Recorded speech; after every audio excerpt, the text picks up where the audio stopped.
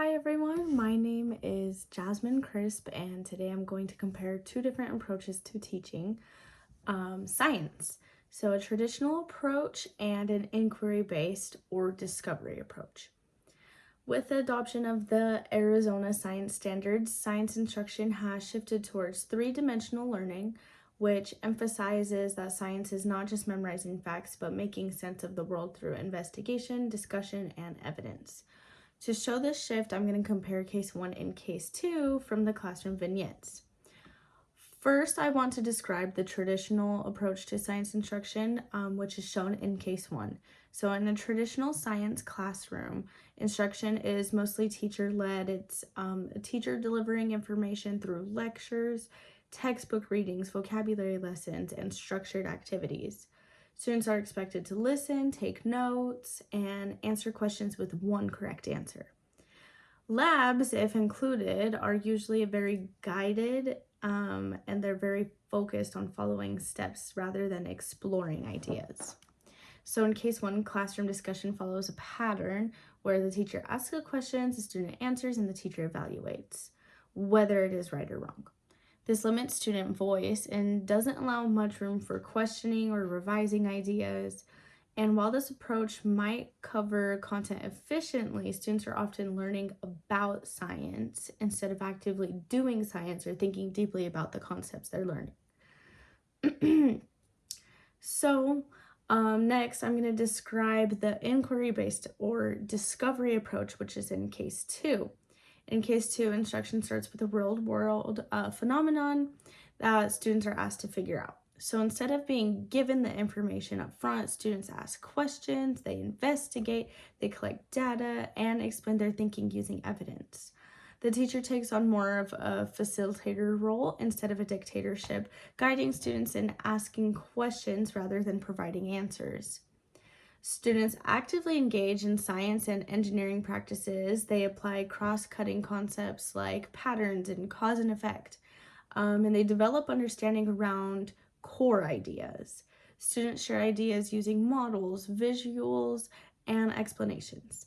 They also can revise their thinking as they learn more. So this approach allows students to truly engage in scientific thinking rather than just memorizing facts like in case 1.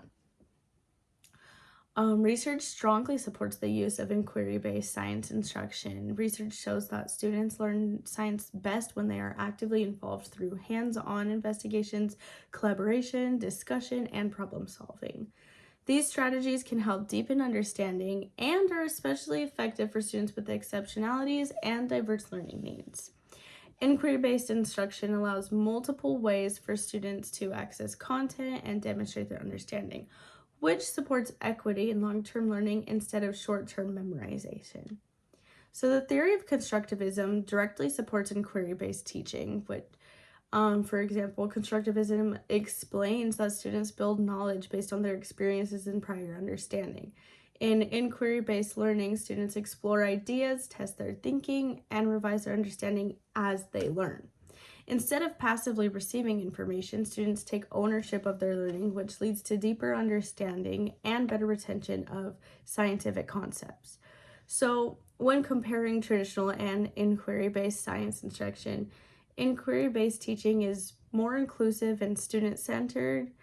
Traditional instruction often prioritizes correct answers and teacher control, which can limit participation for students who need more processing time or different ways to show understanding. Inquiry-based classrooms value all ideas, encourage discussion, and normalize revising thinking. This creates a learning environment where students feel safe sharing, questioning, and learning from one another. Culturally responsive teaching practices are also more naturally supported in inquiry-based science instruction.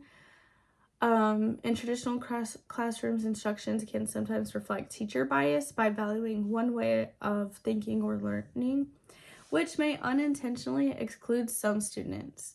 Inquiry-based classrooms encourage students to connect science to their own understanding, their own experiences, backgrounds, and communities. And teachers are more intentional about listening to all voices, recognizing different strengths, and creating space for diverse perspectives.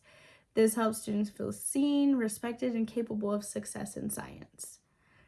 In my own classroom, I plan to use inquiry and discovery by starting science lessons with meaningful phenomena, like encouraging students to ask questions and supporting them as they investigate and explain their thinking using evidence. I will use discussion strategies that ensure all of my students have a voice and feel comfortable sharing their ideas.